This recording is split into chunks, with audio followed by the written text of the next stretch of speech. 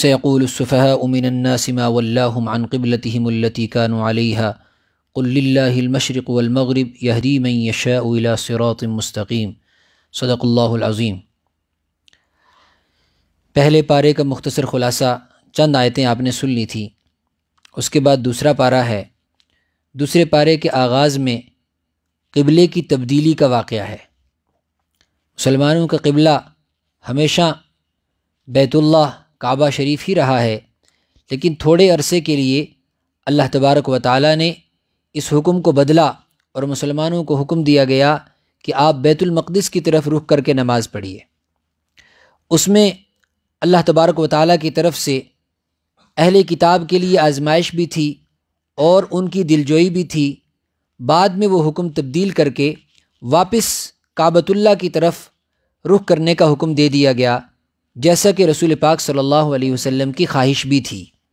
آپ کی خواہش کے مطابق اور صحابہ کے محبت کے جو جذبات تھے کعبۃ اللہ کے تعلق سے، ان جذبات کے مطابق اللہ تعالیٰ نے پھر صحابہ کو اور آپ کو حکم دیا کہ واپس بیت اللہ کی طرف رخ کر کے نماز پڑھو۔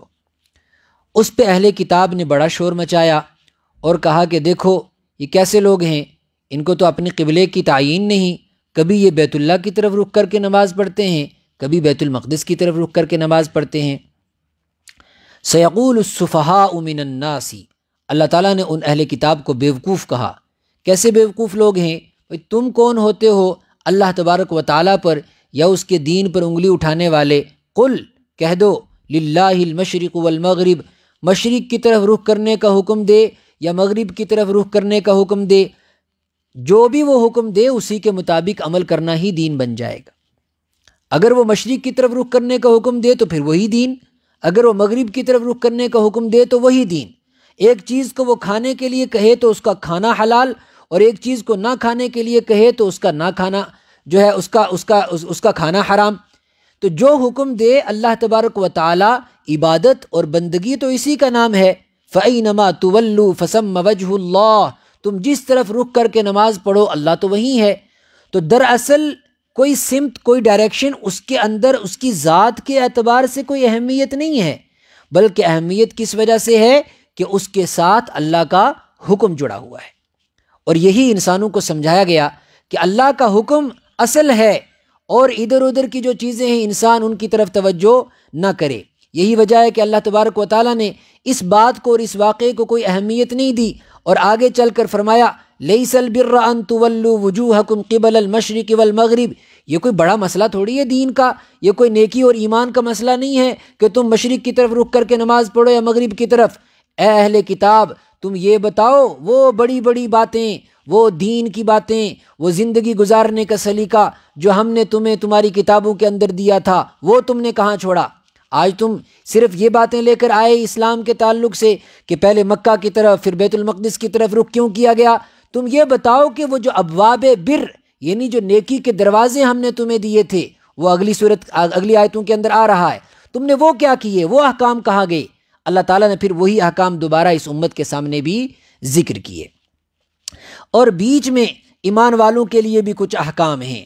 فرمایا اے ایمان والو، یا ایھا الذین آمنوا، اے ایمان والو، استعینوا بالصبر والصلاۃ، صبر اور نماز کے ذریعے اللہ کی مدد حاصل کرو، ورنہ یہ کفار، الکفر ملت واحدہ، یہ سب اکٹھے ہو جائیں گے اور تمہیں تمہارے دین سے دور کر دیں گے اور تمہارے دین پر اعتراضات کریں گے۔ تمہارا کام بس دو کام کرنا ہے، ایک صبر اور ایک نماز۔ بظاہر یہ دو لفظ میں بات ختم ہو گئی، اس میں تو پورا دین آ گیا۔ صبر کس کو کہتے ہیں؟ صبر اس کو نہیں کہتے کہ مصیبت میں انسان سر ڈال لے۔ صبر کے اندر تین چیزیں آتی ہیں۔ نمبر ایک، الصبر علی الشدائد، الصبر علی الطاعہ، اللہ کی فرما برداری کے اوپر ڈٹ جانا، مضبوط ہو جانا، یہ پہلا صبر ہے۔ اور دوسرا صبر، الصبر عن المعصیہ، اللہ کی نافرمانی سے رک جانا، یہ دوسرا صبر ہے۔ اور تیسرا صبر ہے جس کو ہم لوگ جانتے ہیں الصبر علی الشدائد، مصیبتوں کے اوپر صبر کرنا اور شکوہ شکایت نہ کرنا۔ یہ تو صبر کا تیسرا درجہ ہے، اس سے اوپر دو درجے ہیں جس صبر کو ایمان والا پہچانتا نہیں ہے۔ سب سے پہلے اللہ کی اطاعت پر ڈٹ جانا، اس کے حکموں کے خلاف نہ کرنا اور اس کی نافرمانیاں نہ کرنا، یہ دو صبر ہیں جو صبر کے اندر شامل ہیں۔ فرمایا یہ دو کام کرو، ان اللہ مع الصابرین، پھر دیکھو اللہ کی مدد صبر کرنے والوں کے ساتھ ہے۔ لیکن کون سے صبر کرنے والے؟ جو تینوں قسموں پر عمل کرتے ہیں۔ اور فرمایا وَلَنَبْلُوَنَّكُمْ بِشَيْءٍ مِّنَ الْخَوْفِ وَالْجُوعِ، اے ایمان والو زندگی میں گھبرانا نہیں۔ زندگی میں کبھی کچھ ایسے حالات آئیں گے تمہیں لگے گا کہ تمہارے پاؤں ڈگمگا رہے ہیں۔ دیکھو زندگی میں ہم 3 طریقے سے لوگوں کو آزماتے ہیں، تمہیں اس آزمائش میں کامیاب ہونا ہے۔ وہ کیا؟ اور قسم کھا کر فرمایا وَلَنَبْلُوَنَّكُمْ، اے انسانو ہم تمہیں ضرور آزمائیں گے، آزمائش میں ڈالیں گے، پریشانی میں ڈالیں گے۔ اور زندگی نام ہی آزمائش کا ہے، زندگی کو آرام کرنے کا نام نہیں ہے۔ انسان بدن کو آرام دینا چاہتا ہے، اس بدن کو کیا آرام دے گا جس نے ختم ہونا ہے؟ فرمایا یہ بدن آرام کی چیز نہیں ہے۔ جس زندگی میں ہم نے یہ بدن دیا ہے، اس زندگی میں ہم تمہیں کئی طریقے سے آزمائیں گے۔ موٹے طور پر سنیے، وَلَنَبْلُوَنَّكُمْ، ہم ضرور تمہیں آزمائیں گے۔ ضرور مطلب ایسا ہو ہی نہیں سکتا کہ نہ آزمائیں۔ بِشَيْءٍ مِّنَ الْخَوْفِ، کبھی زندگی میں ڈر آئے گا، ڈر، خوف، کبھی مال کے چھن جانے کا خوف، کبھی اولاد کے چھن جانے کا خوف، کبھی اپنی جان کے جانے کا خوف۔ کئی طرح کے خوف ہیں، اور اس زمانے نے ہر طرح کا خوف دیکھ لیا۔ وَلَنَبْلُوَنَّكُمْ، ہم تمہیں آزمائیں گے، بِشَيْءٍ مِّنَ الْخَوْفِ، زندگی میں کبھی ڈر آئے گا، ایک طریقہ آزمانے کا۔ لیکن دیکھنا یہ ہے اس ڈر کے حالات میں انسان ڈر کر اپنے رب کا در چھوڑ دیتا ہے یا پھر وہ اپنے رب کے در پر پڑا رہتا ہے۔ دوسری بات وَالْجُوعِ، فاقے آئیں گے، زندگی میں فاقے آئیں گے، حالات ایسے ہوں گے کھانے کو کچھ نہیں ملے گا، یہ ابھی ہم پر نہیں آئے۔ انشاءاللہ 22واں پارہ جب تھوڑا سا سنیں گے، وہاں پر ایک قوم سبا کا تذکرہ کریں گے، تو یہ حالات الحمدللہ ہم پر ابھی نہیں آئے، لیکن کبھی آ سکتے ہیں، اور کبھی بیچ میں مختصر وقت کے لیے آتے بھی ہیں۔ وَالْجُوعِ، فاقے لگیں گے، لیکن دیکھنا یہ ہے کسی کی غربت اس کے رب سے اس کو دور کر دیتی ہے، یا پھر اس کو اس کے رب سے قریب کر دیتی ہے۔ یہ ڈر اللہ سے دور کرنے کی وجہ بھی ہے، اور اسی طریقے سے یہ ڈر اللہ کے قریب کرنے کی وجہ بھی ہے۔ آج ہماری جو بزدلی اور جو ہمارا ڈر ہے، یہ اللہ سے دور کرنے کا سبب بن گیا، اس نے تو ہمیں دنیا سے متاثر کر دیا۔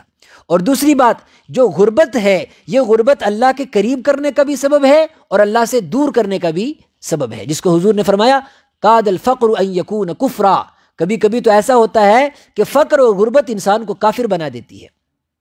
تو 2 راستے ہو گئے۔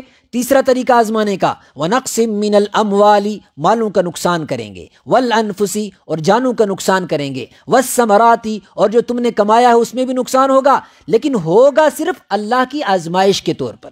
لہٰذا اب زندگی میں ان مرحلوں میں سے کوئی بھی مرحلہ آئے، انسان کو اپنے رب سے دور نہیں ہونا چاہیے۔ وَبَشِّرِ الصَّابِرِينَ، صبر کرنے والوں کو، یعنی ان حالات میں اللہ کی حکموں کو نہ چھوڑنے والوں کو خوشخبری دے دو۔ الذین اذا اصابتہم مصیبت، یہ اہم آیت ہے، اس کو سنیے۔ الذین اذا اصابتہم مصیبت، ایمان والا کیسی زندگی گزارتا ہے؟ ایمان والے کے اوپر اگر کوئی مصیبت آ جائے، اور سب سے بڑی مصیبت کیا ہے؟ سب سے بڑی مصیبت کسی انسان کے لیے کیا ہے؟ اس کی اپنی موت۔ اس سے بڑی تو کوئی مصیبت نہیں۔ موت تو ایسی مصیبت ہے جو ساری مصیبتوں سے چھٹکارا دے دیتی ہے، سارے درد، سارے غم، ساری بیماریوں سے نجات دے دیتی ہے۔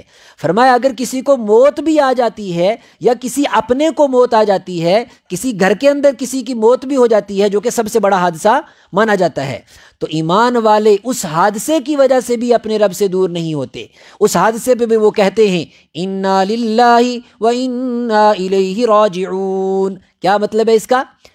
کہ یہ حادثہ جو ہوا، اگر میری جان بھی اس کی جگہ چلی جاتی، میرے کسی رشتہ دار، میرے کسی بچے، میری کسی ماں، میرے کسی دوست کی جگہ اگر میری بھی جاتی تو کون سی بڑی بات تھی؟ یہ بھی کوئی حادثہ نہیں ہے۔ انا للہ، ہم تو ہے ہی اللہ کے، جب ہے ہی اللہ کے، و انا الیہ راجعون، اور لوٹ کے بھی اللہ کی طرف جانا ہے، تو پھر موت کوئی ڈرنے کی چیز نہیں، کوئی حادثے کی چیز نہیں۔ لیکن یہ انسان کون کہہ سکتا ہے؟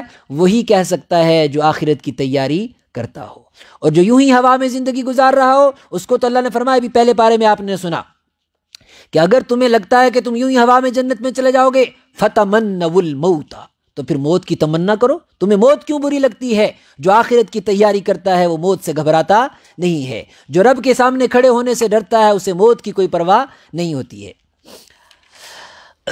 اس کے بعد یا ایھا الذین آمنوا، یہاں سے ایمان والوں کو کچھ حکم دیے جا رہے ہیں. یا ایھا الناس، اے ایمان والو، کلوا مما فی الارض حلالا طیبا، ایسی زندگی گزارنے کے لیے ضروری ہے کہ تمہارا بدن صاف ستھرا ہو، تمہارا اندرون صاف ستھرا ہو، پاکیزہ اور پاکیزہ رزق کھاؤ، حلال رزق کھاؤ.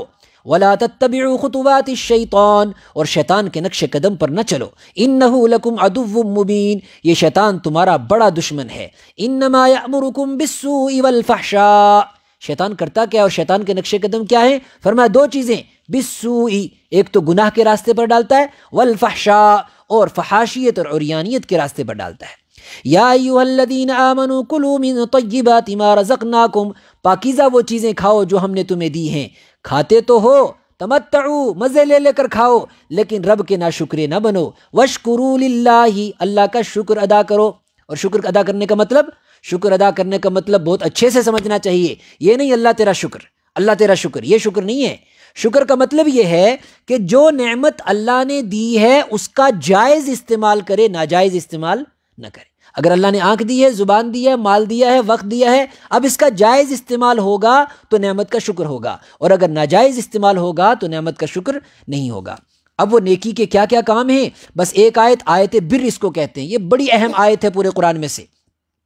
فرمایا نیکی یہ ہے، آمن باللہ والیوم الآخر، آخرت کے دن پر ایمان، اللہ پر ایمان، آخرت کے وعدوں پر ایمان، والملائکۃ والکتاب والنبیین، فرشتوں پر ایمان، انبیاء پر ایمان، وآت المال علی حبہ، مال کی محبت دل سے نکال کر اللہ کے راستے میں خرچ کرنا، ذوی القربى والیتامى والمساکین وابن السبیل، رشتہ داروں کا، کمزوروں کا خیال رکھنا، واقام الصلاۃ وآت الزکاۃ، نماز کی پابندی کرنا، زکوٰۃ ادا کرنا، والموفون بعہدہم اذا عاہدوا، وعدے کو پورا کرنا. یعنی صرف عبادت کا نام دین نہیں ہے بلکہ معاملات کی درستگی کا نام بھی دین ہے. والصابرین فی البأساء، اور جنگ کے حالات میں، مصیبت کے حالات میں، سخت ترین حالات میں اپنے رب کے سامنے ڈٹ جانا. والضراء وحین البأس، جو لوگ ایسے حالات میں ڈٹے رہتے ہیں اور دین کا پلہ نہیں چھوڑتے.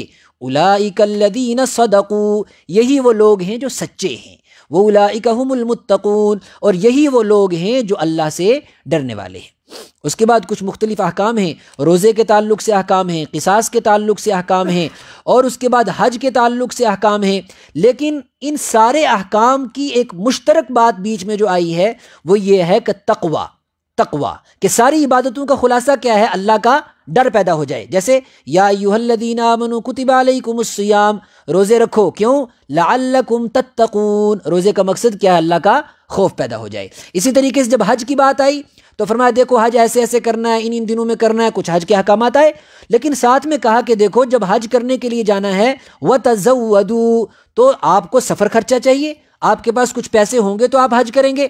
تو یہ حکم دیا جا رہا تھا. ساتھ ہی میں ایک چھوٹا سا جملہ، فَإِنَّ خَيْرَ الزَّادِ التَّقْوَىٰ، تمہارے پاس پیسے ہیں حج کرنے کے، بہت اچھی بات ہے، لیکن یہ بھی دیکھو کہ تمہارے پاس تقوی کا بھی کوئی سامان ہے کہ نہیں، اللہ کا خوف اور اللہ کا ڈر بھی آیا کہ نہیں. وَاتَّقُونِ يَا أُولِي الْأَلْبَابِ، ساری زندگی کا خلاصہ یہ ہے، اے عقل والو اپنے رب سے ڈر کر زندگی گزارو. اللہ تبارک و تعالی ہمیں اپنی مرضیات کے مطابق زندگی گزارنے کی توفیق عطا فرمائے. وآخر دعوانا الحمد للہ.